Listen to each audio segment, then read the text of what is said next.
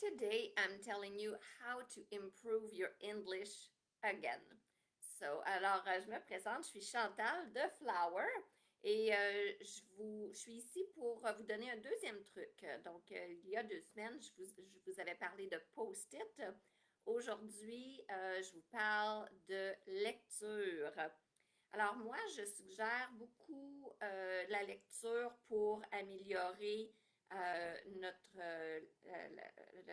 voyons, notre vocabulaire. Je vais l'avoir. Fait que pour améliorer notre vocabulaire, on voit plein de nouveaux mots. Puis des fois, on n'a pas nécessairement besoin de savoir ce que ça veut dire. Mais de le voir, on vient déjà d'avoir un petit plus dans notre cerveau. On fait plus de place à l'anglais. Éventuellement, vous allez le revoir et vous allez l'entendre. Et là, ça va devenir un mot récurrent. Puis vous allez faire comme, ah oui, c'est vrai, ça voulait dire telle chose. OK? Hello, Stéphane Donnet. And if you're there, give me a thumbs up. Donc, la lecture. Ce que je vous suggère, bien sûr, je vais vous suggérer des choses qui vous intéressent. Donc, si vous avez l'habitude de lire The Globe and Mail, ou le Journal de Montréal, or whatever, you can go on internet. On internet, I'm sure you can click on the English or French version. So you decide which one you want to read. À partir de là, moi, je vous suggère de lire les grands titres seulement. Donc, surtout si vous êtes débutant. Si vous êtes intermédiaire, vous pouvez en lire plus long. Si vous êtes avancé, là, lisez tout l'article au complet. Là, vous lisez premièrement le grand titre. Là, moi, j'ai un exemple pour les enfants. Parce que les enfants, moi, je suggère, comme par exemple National Geographic Kids. J'adore ça pour les enfants. Parce qu'il y a plein d'humour là-dedans. Fait que si votre enfant est assez avancé pour comprendre, puis sinon, c'est super informatif. Donc, je prends un article au hasard. Bon, ici, on a Cool Inventions. Bon, ça veut dire quoi, Cool Inventions? Les inventions, cool. On utilise ça au Québec, cool. Mais ça veut dire quoi au juste? Fait que, on regarde dans le dictionnaire, ça dit frais. Ça marche pas. Alors, il faut essayer de deviner cool inventions. D'après moi, cool, ça veut dire la même chose pour laquelle on l'utilise en français. C'est le fun, c'est intéressant, c'est d'actualité. OK? Then we have paper plane power. OK, ça veut dire quoi? Paper plane power. Bon, on voit des avions. Donc, on peut se dire, OK, ça parle d'avions en papier. Fait que juste ça, on vient d'aller chercher un peu de vocabulaire. Donc, si vous êtes débutant, c'est déjà très bien. Puis ça n'a pas été long, là. Regarde, on a ouvert une page, ça n'a même pas pris une minute. Fait qu'on vient d'apprendre, mettons, 2, 3 mots de plus dans notre vocabulaire, dans notre tête, dans notre mémoire. On peut continuer si on veut. Moi, j'adore aussi les livres de Walt Disney. J'adore ces livres-là parce que, premièrement, on connaît l'histoire. Tout le monde connaît Cendrillon, The Fox and the Hound, là, je ne sais pas comment ça s'appelle en français, mais bon, Finding Nemo, le poisson. Fait que la plupart de ces histoires-là, on les connaît, surtout les vieux classiques. Donc, si vous êtes un adulte, les vieux classiques, c'est super parce que vous n'avez pas besoin de vous concentrer à savoir ce qui se passe. Vous le savez déjà. Alice, elle va rencontrer un lapin, elle va courir après, elle va, la reine de cœur, elle finit par... Bon, finalement, elle rêvait probablement. Donc, ce qu'on voit là-dedans, c'est plein de vocabulaire. Premièrement, c'est toujours au passé. Donc, on apprend nos verbes, nos temps de verbes au passé. Ah, quelle merveilleuse idée!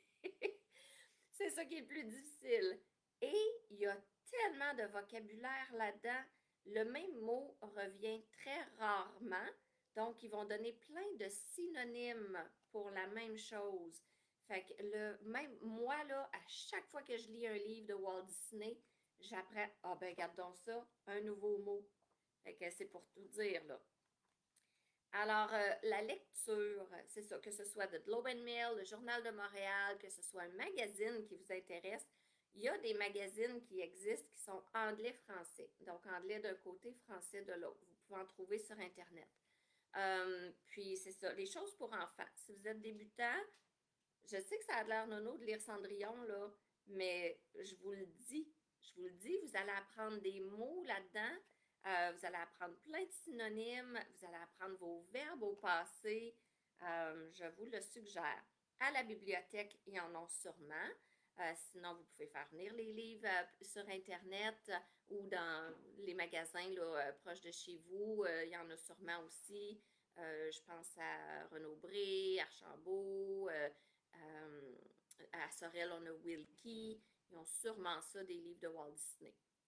Alors, une belle occasion d'encourager nos libraires québécois, même si c'est des livres.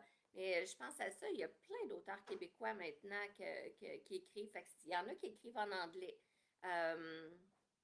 Francine Grimard a des livres pour enfants qui sont sur la spiritualité, qui expliquent très bien aux enfants comment c'est de l'autre côté, comment est-ce qu'on revient, on est des âmes, on est des êtres de lumière, des choses comme ça. Moi, j'adore ça, vous le savez. Donc, Francine Grimard explique très bien et je crois qu'elle les a en anglais. Je ne sais pas si elle les a tous en anglais, mais je sais qu'elle fait des livres en anglais aussi.